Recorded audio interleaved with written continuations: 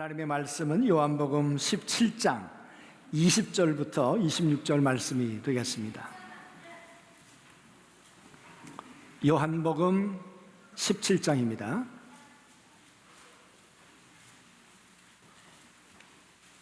(20절부터 26절) 말씀.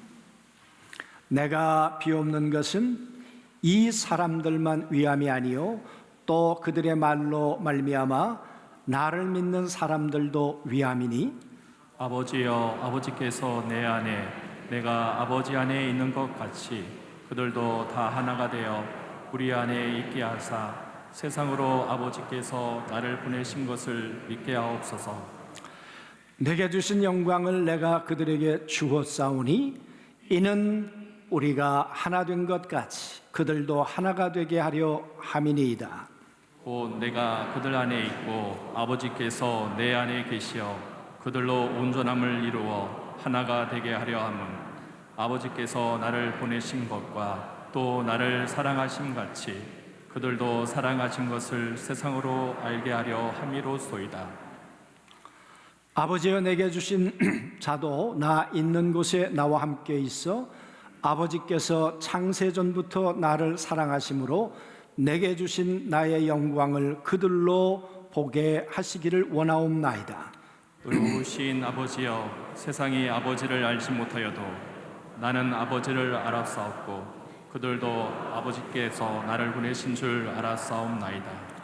내가 아버지의 이름을 그들에게 알게 하였고 또 알게 하리니 이는 나를 사랑하신 사랑이 그들 안에 있고 나도 그들 안에 있게 하려 함이니이다. 아멘. 영상 한번 보시고 말씀을 나누도록 그렇게 하겠습니다.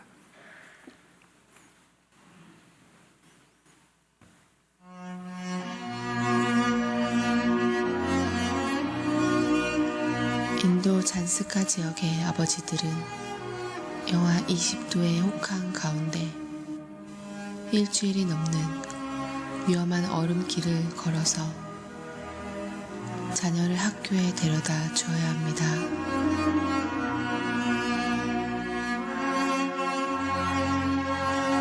아버지는 자녀를 등에 업고서 얼음강을 건넙니다. 자녀가 배울 수만 있다며 아버지의 발이 못 갈 곳은 없습니다. 자식에게 아버지는 기꺼이 희생합니다.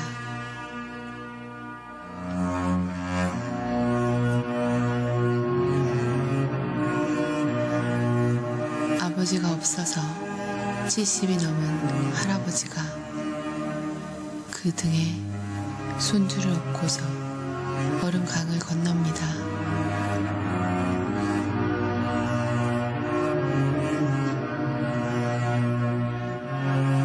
일주일이 걸리는 먼 학교 가는 길.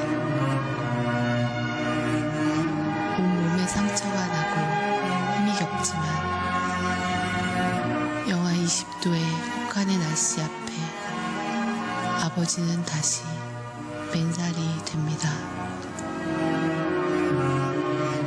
자녀를 업고 아버지가 다시 얼음강을 건너고 있습니다.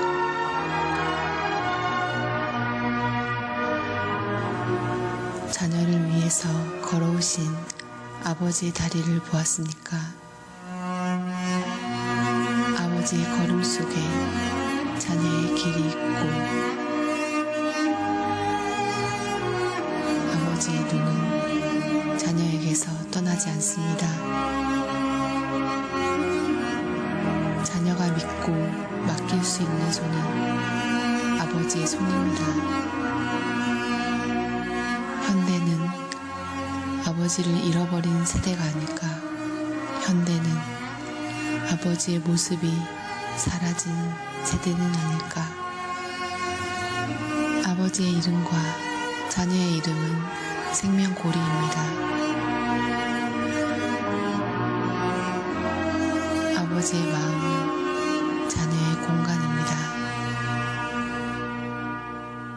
아버지의 마음은 하나님의 마음을 배우는 공간입니다. 자녀의 마음에서 아버지가 지워진 세대는 인생의 교실을 잃어버린 세대일 것입니다.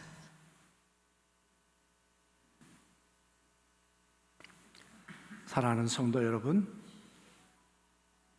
자식을 등에 업고 20도 영하의 추운 날씨 속에 그 얼음에 발을 담그고 걸어가는 그 아버지의 마음 속에는 누가 있었을까요?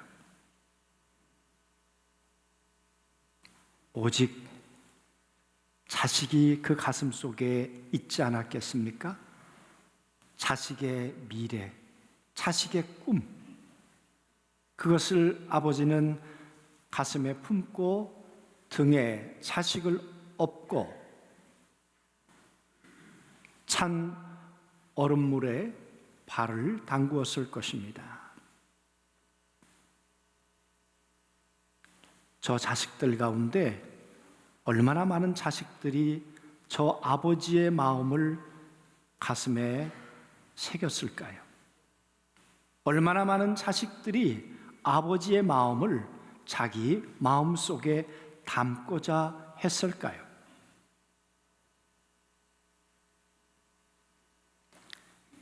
살고 보면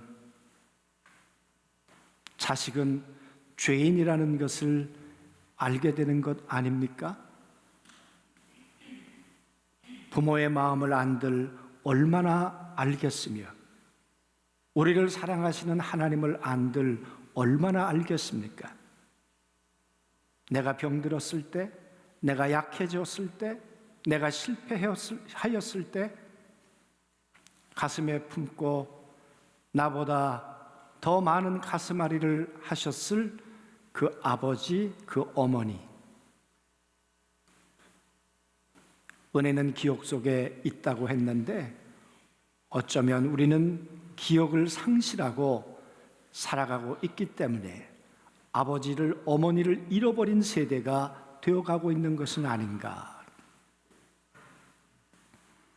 그래서 세상은 점점 삭막해 가고 가정은 점점 무너져 가고 해체돼 가고 있는 것은 아닌가. 그런 생각을 아니할 수 없습니다. 사랑하는 성도 여러분, 정말 내 안에는 아버지가 함께 거하시는 공간입니까?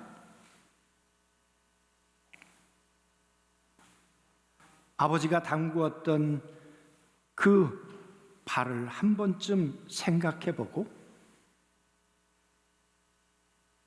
그 고통스러운 길을 마다치 않고 가셨던 아버지의 발걸음을 가슴 깊이 내 속에 기억해 보는 그런 시간이 얼마나 있었을까?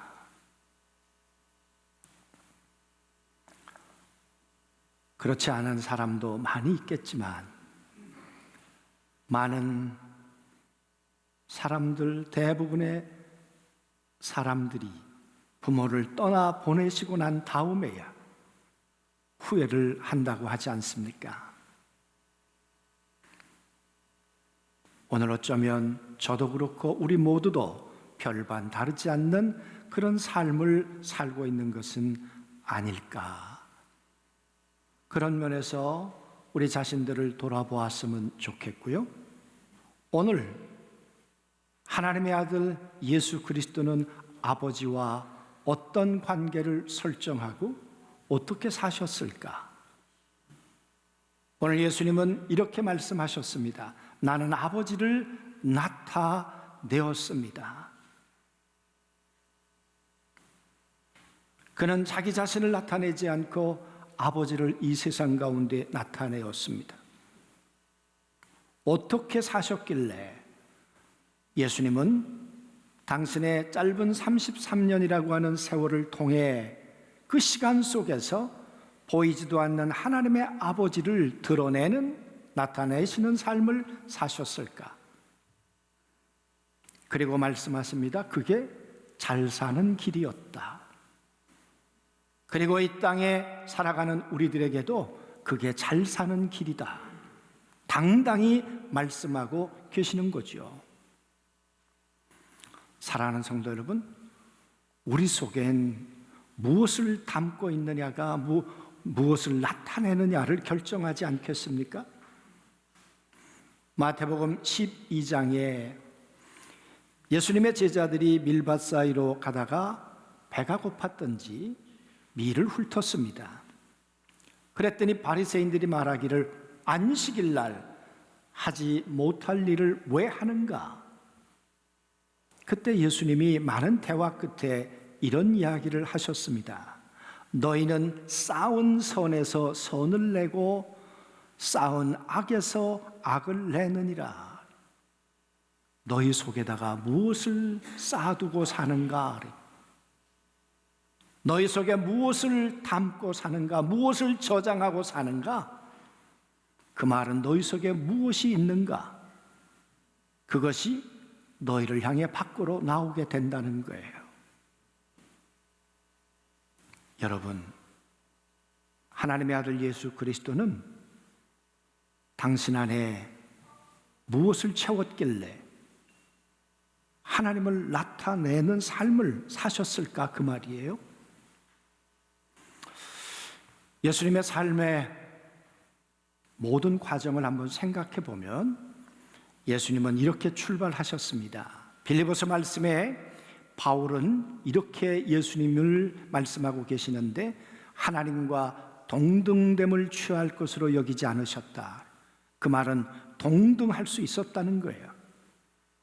하나님이 받으시는 영광을 동일하게 받으실 수 있었고 하나님이 받으셔야 하는 찬양을 하나님이 받으셔야 하는 예배를 동일하게 받으실 수 있었어요.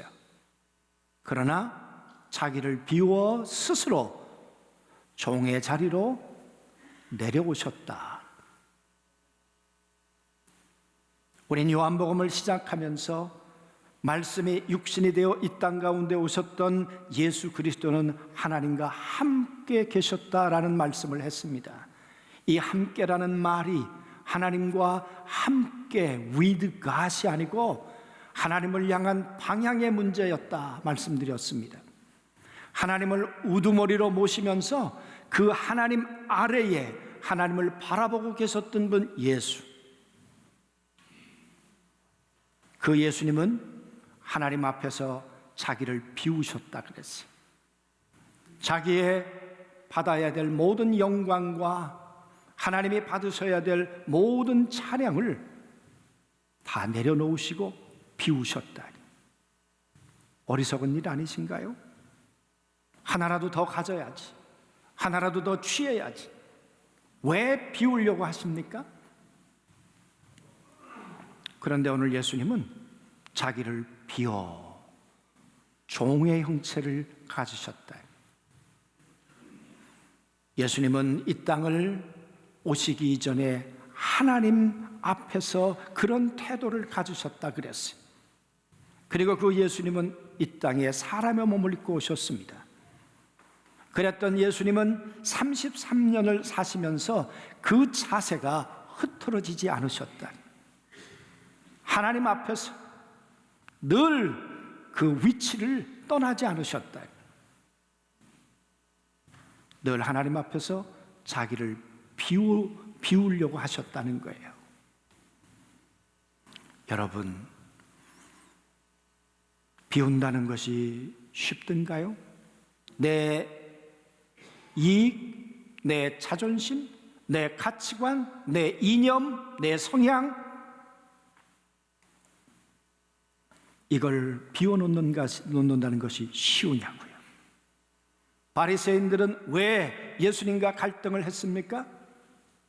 자기가 가지고 있는 옛 부대, 그걸 비우려고 하지 않는 거죠.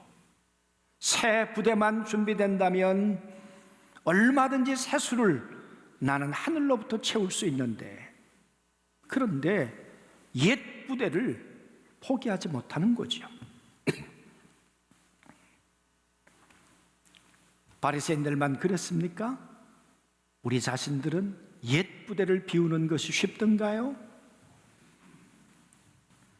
옛 부대를 비운다는 것, 내 생각을 내려놓는다는 것, 이것은 십자가에 죽는 것만큼이나 어려운 일이죠.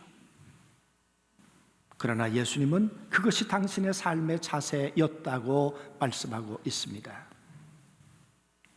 그랬더니 오늘 말씀에 보면 아버지께서 내게 영광으로 채워주셨다.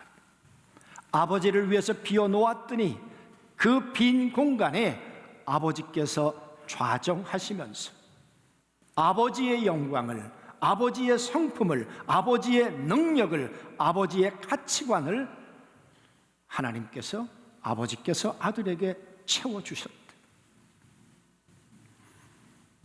사랑하는 성도 여러분, 우리는 무엇으로 채우느냐가 우리의 삶의 질을 결정하지 않을까요? 하나님하고의 관계를 결정하지 않을까요? 첫 번째 아담, 예수 그리스도, 첫 번째 아담이었던 에덴 동산의 첫 번째 사람, 그 아담은 하나님으로 채워졌던 사람이었습니다. 그랬던 아담이 어느 날 늘 자기를 비웠던 아담이 자기 속에 또 다른 정보가 들어오기 시작했습니다. 하나님의 음성이 아니라 사단의 음성으로 자기 생각을 채우기 시작했습니다. 그리고 그는 하나님을 나타내어야 하는데 자기 속에 있는 이 사단의 음성을 나타내기 시작했습니다. 왜 내가 하나님을 향해 굽신거려야 합니까? 나는 하나님과 동등됨이 아니라 하나님보다 더 높아지고 싶습니다. 그게 아담을 향해, 하나님을 향해, 아담이 하나님을 향해 나타내었던 자세였습니다. 여러분, 그랬던 아담의 삶은 그의 가정 가운데 어떻게 나타났습니까? 당신이 만들어준 저 여자 때문에 나는 이렇게 되었습니다. 그 속에 무엇이 있느냐가 어떻게 나타나느냐를 결정하는 거죠. 아담 안에 있었던 그 무엇인가는 사람하고의 관계를 파괴하고 환경하고의 관계를 파괴해 버렸습니다. 하나님하고의 관계도 다 깨트려 버렸습니다. 그리고 아담은 하나님을 드러내는 것이 아니라 하나님보다 더 높아지고 싶고 하나님보다 더 영광을 받고 싶은 자기의 생각과 사단의 생각을 나타내기 시작했습니다. 그 결과는 참혹했습니다. 심판, 죽음, 고통, 수고, 눈물이었습니다. 하나님의 아들 예수 그리스도는 이 땅에 오셔서 이 모든 것들을 비우셨다 그랬어요. 그랬더니 그 속에 하나님이 채우셨어요. 하나님의 말씀이 그 속에 좌정하기 시작하셨어요. 사단이 40일을 굶주렸을 때 찾아왔습니다. 여러분, 얼마나 힘든 순간이셨겠습니까? 사단이 끊임없이 예수 그리스도를 공격할 때 예수 그리스도는 신명기 말씀을 붙들고 계셨습니다. 사람이 떡으로만 살 것이 아니요 하나님의 입으로 나오는 말씀으로 사는 것이니라. 하나님으로 자기를 채우고 계셨어요. 하나님의 음성으로 자기의 속을 채우고 계셨어요. 자신의 영혼을 십자가에 매어 달리는 고통 가운데 얼마나 고통이 가중되었겠습니까? 그런 순간 가운데 신 포도주를 입술에 갖다 대었습니다. 마취제죠. 조금이라도 고통을 덜하게 하려고 배려한 것이죠. 짐작 받으실 수도 있는 것 아니었습니까? 그러나 성경은 이렇게 기록합니다. 예수님은 말씀을 응하게 하시려고 그리고 그것을 물리치셨다. 예수님 안에는 아버지의 말씀이 있었습니다. 아버지의 음성으로 자신을 채우고 계셨습니다. 그리고 아버지의 말씀을 나타내었습니다. 오늘 말씀에 아버지의 영광을 내게 주셨고 내게 있는 아버지의 영광을 나타내었습니다. 내가 비었더니 채우시는 분은 아버지였고, 세상으로 채울 수 있었던 내 영혼의 공간에 무공의 하나님의 영광과 하나님의 은혜를 하나님께서 가득가득 채워주었습니다. 내게 채워진 것을 그들에게 나타내었더니 그들은 아버지와 하나가 되었고, 그들은 아버지 안에 있게 되었고, 아버지는 그들 안에 있게 되는 하나님의 생명을 얻는 자들이 되었습니다.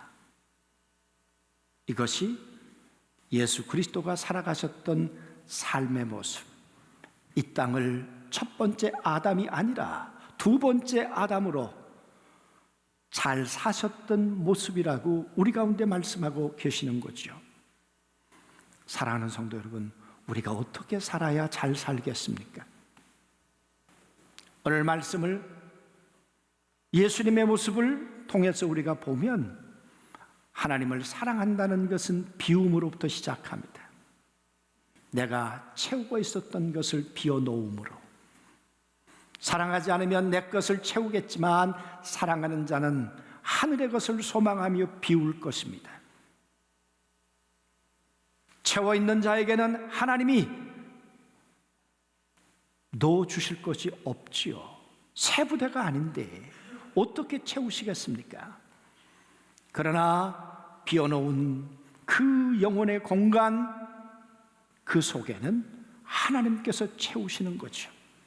하나님의 성품으로, 하나님의 능력으로, 하나님의 영광으로 하나님이 가득가득 채워주신 줄로 믿습니다. 그렇게 채워진 것을 예수님은 나타내시는 거예요. 포도주가 떨어진 그 집에서 하나님을 나타내신 거예요.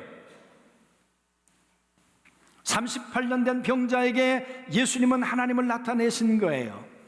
무덤에 들어가 있었던 나사로를 향해서 하나님을 나타내신 거예요. 내가 이 말을 하옵는 것은 이 말을 듣는 자들을 위한 것입니다. 아버지를 위한 것입니다. 예수님은 아버지의 영광을 탈취하지 않으셨습니다. 내가 이렇게 하는 것은 아버지의 이름을 위할 뿐입니다.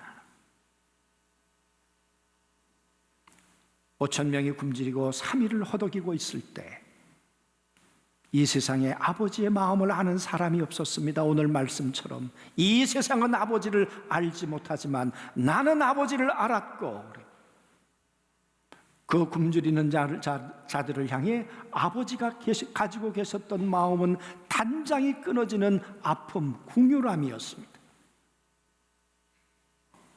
예수님은 하늘의 아버지가 너희들을 궁휼하게 보고 계신다. 그리고 그분은 전능하신 공급자이시다. 그리고 12광주리가 남도록 넘치도록 하늘의 아버지를 통해서 그들을 채워주셨습니다. 하늘의 아버지를 나타내신 거죠. 사랑하는 성도 여러분, 우리는 얼마나 비울까요? 그리고 우리 안에 무엇을 채우며 살아갈까요?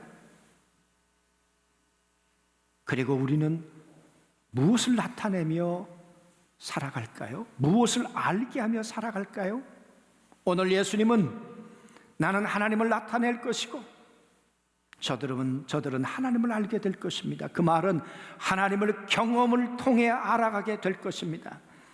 저들은 실패했고 죽어가고 있었고 쓰러져 가고 있었고 넘어져 가고 있었는데 내 안에 있는 하나님을 나타내었더니 그들은 내가 경험한 하나님을 경험하게 되었습니다. 하나님을 경험하였더니 죽음이 변해서 생명이 되었습니다. 심판이 변해서 영광이 되었습니다. 아버지, 나는 그 아버지의 영광을 나타내기를 원합니다. 아버지의 영광을 알게 하는 일에 내 육체의 시간이, 육체의 삶이 쓰여지기를 원합니다. 그래서 주님은 이 땅에 살아가는 삶의 궁극적인 삶의 목표가 있다면 그것은 내 아버지를 어떻게 나타낼까? 아버지의 사랑을 나타내는 가장 결정적인 모습은 원수 되었을 때 죽는 것이었습니다. 죄인된 인간을 향해서 십자가에 죽는 것이었습니다.